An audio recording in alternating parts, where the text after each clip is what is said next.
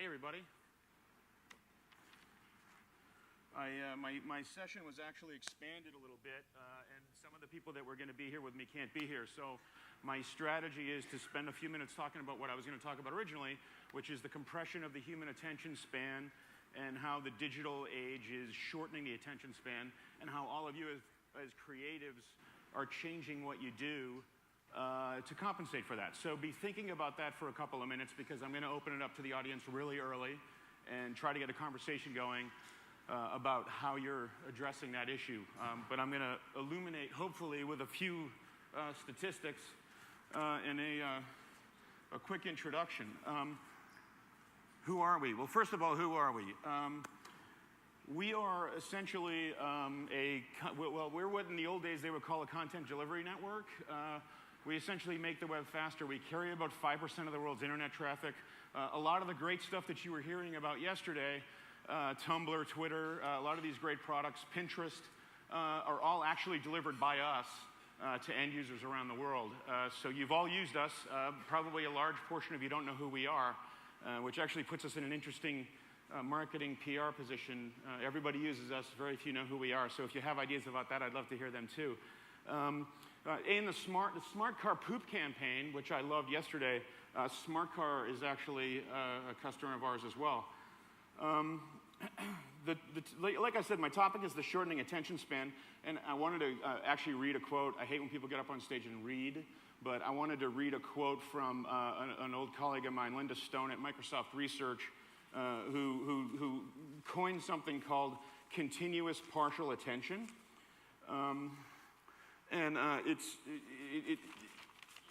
This is about 5 years old, but it's rather prescient. To pay continuous partial attention is to pay partial attention continuously. It is motivated by a desire to be a live node on the network. Another way of saying this is that we want to connect and be connected. We want to effectively scan for opportunity and optimize for the best opportunities, activities, and contacts in any given moment. To be busy, to be connected is to be alive and to be recognized and to matter. We pay continuous partial attention in an effort not to miss anything.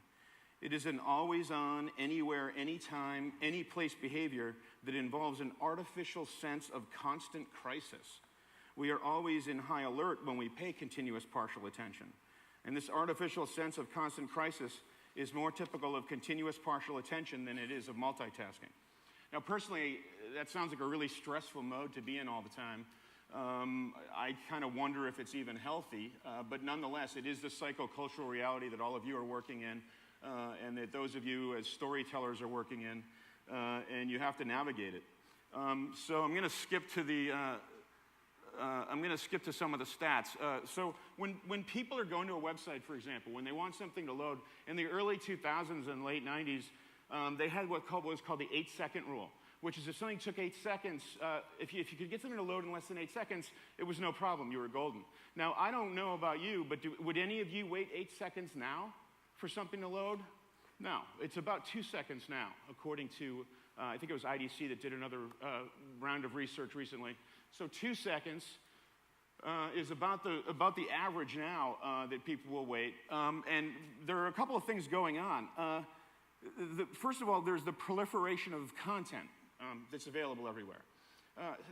Everybody now is a content producer. You all have essentially movie studios in your pockets, and you're able to create and upload into the internet a tremendous amount of content. And at the same time, these are amazing consumption devices. So the internet's kind of stuck in the middle, and the human attention span has a lot less, or I should say, as the human attention span shrinks, there's an increasing amount of competition for that limited amount of space. Now, some other research that I looked up was apparently the human attention span is shrinking pretty quickly.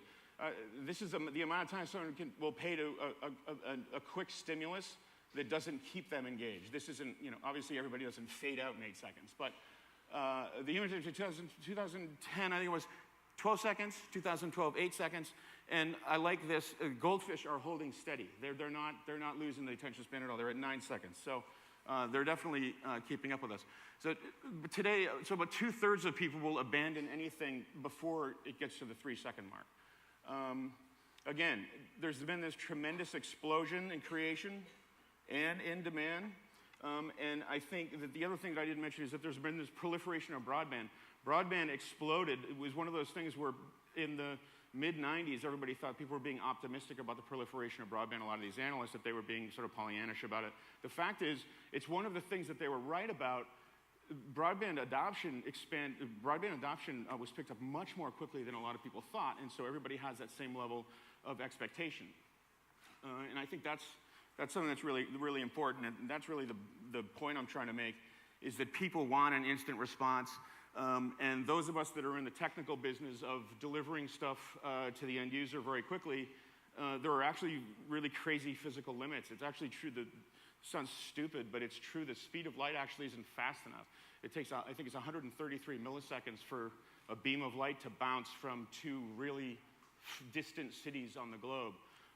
So none of us are going to beat that. So what we have to do is do all kinds of funky stuff with the way we've built out our network, for example, in order to make sure that we're serving stuff quickly to your end users so that they don't have to wait. So I have to go back. Sorry, this is in the wrong order. We had a little laptop problem this morning. So I'm just going to talk briefly about how we did it, and then I want to have a conversation with you, because I was going to have a couple of our customers up here. Being a service provider is weird, right? Because it's not that interesting to get up here and talk about a network. We're sort of like, the FedEx of the internet. I mean, FedEx isn't really that interesting until you talk about what they're able to deliver. And that's really what I like to talk about, is the stuff we're able to bring to you is a little more interesting, right? Tumblr, Twitter, things like that. The things that we enable are a lot more exciting. And so the thing we constantly hear from our customers is quicker, faster, better. And people have all these different devices, and what you really want to be able to do is deliver something instantly, regardless of what device someone is on, and regardless of where they are. And you out there shouldn't have to be out building a network of your own. You should be working with a network that has that ability.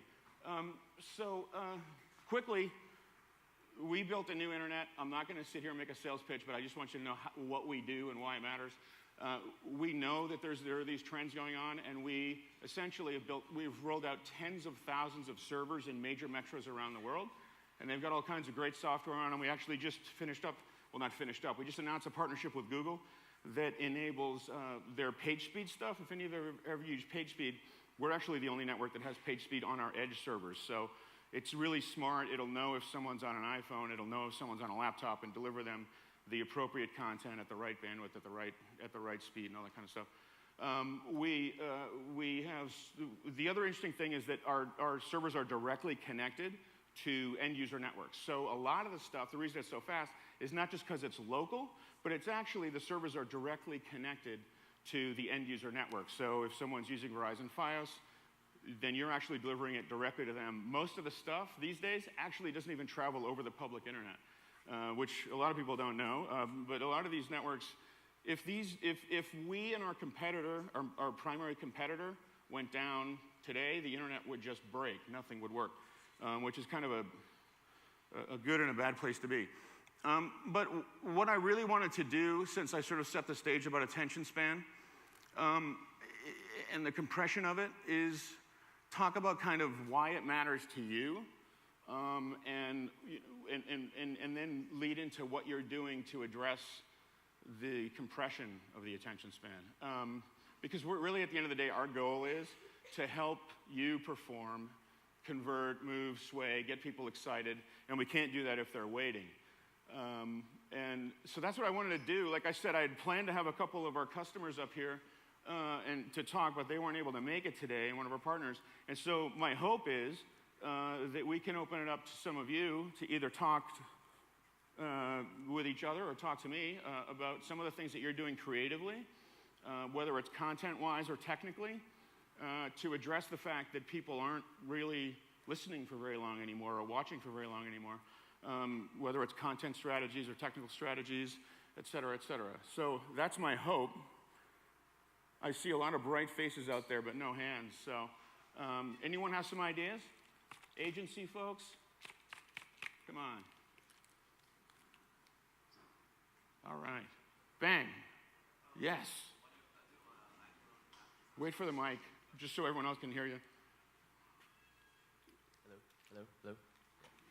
I do a lot of iPhone app design, Yep. and I know something that we're trying to make sure always happens is that the user always has an indicator of something. Even if something isn't loading, like there's at least an indicator, some kind of load something. So right, an acknowledgement that we're there, we're thinking, we're doing something, right? Right. Right. And Instagram. What are you guys doing to what kind of apps? What's the name of your company? Zinder Communications. Yep. In New Orleans. And so we're doing a lot of, I guess, TDC and that kind of thing. So, but I guess the load bit was kind of something that we're looking into doing more. If somebody's waiting on something, they know they're waiting on something. So. Yeah, well, so that's still, the kind of paradox of that is that you have to load something to tell them that you're loading something, right? Right. Which if you're having latency issues, you're having network issues, if someone's in Tokyo, for example, and you're trying to move it from New York, that's almost impossible. Like we were talking about the speed of light earlier, that's almost impossible to do. So there's actually, Google has a great tool called PageSpeed, and you don't have to work with that. I mean, we have this sort of enterprise version, but there's a free version of PageSpeed actually that you can go, if you go to Webmaster Tools, they give a free version of it where they'll assess your site and tell you all this stuff. The great thing about PageSpeed is that you can actually just kind of, you click a couple buttons, there's a number of different modes. There's sort of gentle mode where it makes a few optimizations and doesn't break anything. And then there's aggressive experimental mode where it takes all kinds of chances and increases the performance significantly. It sort of depends on your risk tolerance. Then there's sort of an enterprise version of PageSpeed, which guys like us use for some of our big customers. And what that does is you have a control panel where you log in, and you're able to kind of select mobile device, et cetera, et cetera. You're able to set up a bunch of rules where it's super intelligent about what it serves and when. Because even today, as recently as a couple of weeks ago, I went to a shopping site, a major brand, and it's serving the desktop site, the full desktop site to my iPhone. And so you're zooming in with your iPhone. This is a major company with millions of dollars to spend, and that doesn't cost that much to sort of to be responsive to the user. But what the enterprise version of PageSpeed, the neat thing about it is just that the analytics, the decisions that are being made about what is being served and when and how are actually being made on that edge server.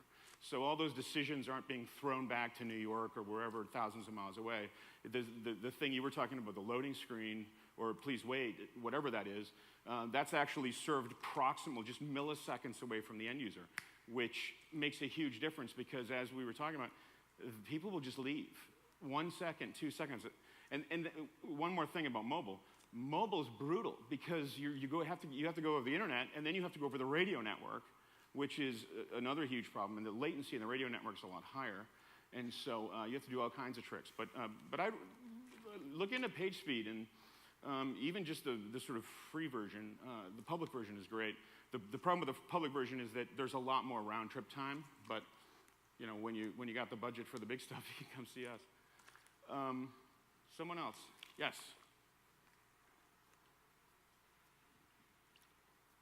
I'm at Hill Holiday, and I do content strategy. And we've in had Boston, some or in Boston, yeah. We've had a really tough time with getting people to use apps on Facebook. I think the behavior has simply shifted, and people aren't interested in doing that. So we had a couple different apps for one client in play, and we were getting unbelievably low engagement rates. I mean, just low what? Engagement rates. Yeah. Paying all kinds of money to drive people to an experience where they were basically bouncing, not using the app, not going through the end shareable asset, whatever. So what we came up with as a solution, which I think is worth sharing today, is we basically built a user-generated content photo contest, but we did it in the Facebook newsfeed. You never had to leave the newsfeed. Right. So one piece of content that we published solicited comments, and with those comments, people were basically submitting an idea. And then our creative team made the content based on the user comments. Then we would post the comments, and when people would like it, the likes were considered votes. So you could basically submit an idea and vote on it without ever leaving your mobile feed. So with that as a sort of different approach, we were getting millions of impressions, 1 to 2% click-through rates. Oh, wow. And it was like night and day different. So, it's a little bit harder to provide the same depth of experience, Right. but we're definitely getting a lot more participation. Wow, that's great. I mean, Facebook's a strange beast. A lot of us, I kind of love to hate it, but I hate to love it. And I think a lot of us are there a lot. I think the interesting thing about the Facebook news feed as it is that's a great point. I think when people are, as sad as it sounds, when people are sort of sitting there in the news feed, they don't want to leave the news feed and go through the process of installing an app and doing all that. So by creating the experience within the stream, not only do you address the attention span issue, but it sounds to me like it had a hugely positive impact on engagement. That's fantastic. Other success stories or negative ones? What about stuck? Anybody stuck with this? Trying to get over someone's waving back there. Trying to get over a hump on attention span. Hi, Mike Donahue from the 4As. This is a question for Edgecast. As apps continue to go way beyond the use of the mobile internet, and even when HTML5 becomes the currency, if that persists, what's the implication of that for an Edgecast and for anybody else who's providing the pipe? What's the impact of HTML5, or what's the, sorry? The impact of apps continuing to be the preferred form of mobile versus the open ecosystem. Exactly. Right? Yeah, the sort of walled garden versus the closed ecosystem. Well, the effect on us, is just that if the walled garden is not our customer, then I suppose that would have a negative economic impact on us, because we get paid based on what's delivered and some of the other add-ons. But I think a lot of these companies are our customers, so I guess that's good for us. But what we really care about is performance and the user experience. And so I think HTML5, personally, I think HTML5 is sort of better for the web, right? But a lot of people, I think we're going to see a combination of both things in the broader internet. Apple's not going anywhere quickly. Well, they're going up quickly, but and they obviously want the walled garden approach. Apple is one of the few companies in the world with the financial resources to build their own network. I mean, they've got their own acceleration network that's like ours. They probably carry more traffic than we do. But HTML5, I kind of like it as a geek because there's so much stuff you can do with it. You alluded to video. You can do video. I think it's like even without codecs. But for us, I would say it doesn't really have an impact. But there's probably going to be a lot of movement in the app world, and a lot of those people are our customers. And like I said, what we care about is getting this stuff out there. I don't think that for us anyway, for competition, there's really only one company out there that competes directly with us. I think there's a collection of smaller companies that compete at certain segments of services that we do. But the big guys are Akamai in this space. These are the guys that compete with us. They're an $8 billion company in Cambridge and have been around for 15 years. So I guess that's sort of, I know that's a roundabout answer, but I think it's a matter of like who our customers are. We want the web to be a fast, open place, but I don't think, a lot of these people that are being rather protective, I don't think that's necessarily all bad. I know it gets a bad rap, though. Man, it's hard to see. The B-52s are going to be here in like a week and a half. So I can't wait to tell people. Like, I was on stage right before the B-52s. I opened for the B-52s. Kind of. So first of all, I want to make a plug for PageSpeed. If anybody hasn't used PageSpeed, it's amazing. They've got an Apache plugin. They have an Nginx plugin. It's definitely worth exploring PageSpeed if you want to speed up your sites. And what's really funny is it sounds kind of totally geeky and nerdy and techy, right? But the fact is, for creatives, it's really an impressive tool. It's really impressive. And they announced it at Google I/O this year. All the upgrades to PageSpeed. The question I have for you is, Google itself is offering an enterprise version of PageSpeed. So, yeah, they are. So what's the difference between the Google offering? Why wouldn't I go to them? Or I didn't even know you were offering an enterprise version of PageSpeed. So What are the differences between the offering? What do you? The main difference is that it's integrated into a caching solution. It's integrated into our edge solution. We love Google. We worked with Google for a year and a half to integrate it into our edge servers. I'll tell you this. Isn't Google doing the same thing? Aren't they using their caching servers? I actually don't know. Okay. I know that there's a separate group that's offering the enterprise version of PageSpeed. I've seen the free version of PageSpeed being sold, or being offered. Sorry, it's free. Being offered aggressively from their U.S. group. They have a group overseas that I didn't think had commercialized the enterprise version of PageSpeed. Here's the only question I would have about it is, are they doing it at the edge with dynamic and all that kind of stuff, or are they doing it from the origin? Do you have to install it on your origin server if you're an enterprise? I believe you install it on an origin, and then basically that's all the difference. Yeah, okay. That's the difference right there, is that we have it on thousands of servers around the world. And so the logic that's being done, when it's sitting there and it's saying, is this an iPhone, is this an iMac, is this whatever, that decision is being made 5 milliseconds, 10 milliseconds from the user instead of 200, 300, 400 milliseconds from the user. So all that logic is being executed at the edge. So if you're in Amsterdam and you bring up with your iPhone and you go to Tumblr in Amsterdam, actually I don't know if they use PageSpeed, so don't quote me. Well, you can quote me, but so what happens is that logic is being made on a server in Amsterdam directly connected to their ISP. So the performance differences are dramatic. Because the whole reason for caching at all, right, is because stuff is closer to the user, not only geographically, but from a topological perspective, a minimum number of hops away. So being a little ignorant about their enterprise version that's being sold separately, which I've had limited exposure to, if you have to install it on your origin, you have to run it yourself and all that, that's a huge difference. The difference really is that you buy one service from us, you log into a control panel, you make your selections, and that's it. And it's being done at the edge, which really makes a big difference. Have you used that version or just the?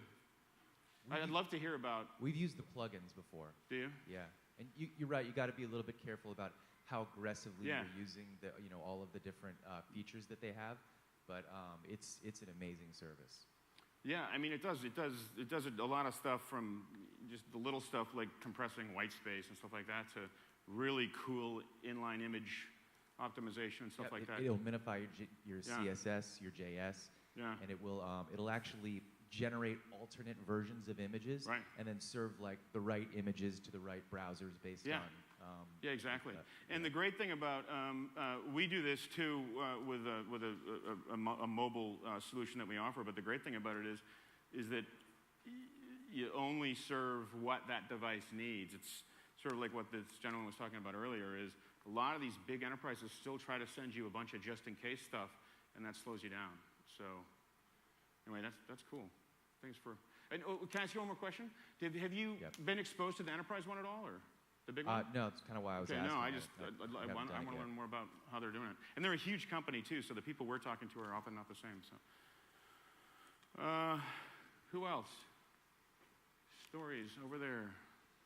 Yes. Hi, I'm with Zender as well in New Orleans. What's your company name? Zender. Cool. Hi. Hi. I wanted to know your thoughts in terms of attention span. On what? There's a fan behind me, so I'm not as deaf as I'm acting. In terms of attention span, what are your thoughts on using video content versus animated GIF versus something static? Because now all those things or most of them are shareable through the different social channels. So like animated GIF, JPEG, like image-wise? Right, versus video content. Like, what are your thoughts on the difference? Well, I think it depends on what you're serving up. I kind of have this is just personal opinion. I mean, the first image I ever saw online was a GIF on CompuServe, right? Mm-hmm. And so the fact that they're still really popular and now the animated ones are all over Tumblr, I don't know, I think that's kind of cool, and they always tend to capture my attention. But I'm also a photographer, and so different stuff kind of visually might grab my attention than would grab someone else's. I think it depends on the content. I mean, the format I don't really think has as huge an impact. But I guess from a loading perspective, you want it to load quickly so that people will see it. Right. If you put a 4,000 pixel JPEG up there, it's going to take 5 times longer to load than something that's optimized. So that actually is going to have a huge impact, because you're not going to have much impact at all if no one sees it. And so I think being smart about how you save images and export images and stuff like that makes a big difference. I'm kind of personally, not speaking for Edgecast, but as a photographer, I'm kind of stupid about that in a way, because I always save out the JPEGs like 90% quality and super awesome, because I want everyone to see the image super great. But the problem with that is, if you do that as a business, it's sort of like the Google PageSpeed slider we were talking about. There's a trade-off between quality and performance, and with images and video, you kind of have to make that. There's one thing that just pops into mind is YouTube's gotten a lot smarter about dynamically sensing how your connection is, and dropping down the resolution. This seems to have just started over the last few weeks. I've noticed it. There's some technologies out there. I know Flash does it, Microsoft Smooth Streaming does it, but it can sense how fast your connection is and adapt the quality on the fly, up or down, as your connection gets better or suffers more. So I just think it's a matter of great content and then making that intelligent trade-off between quality and performance.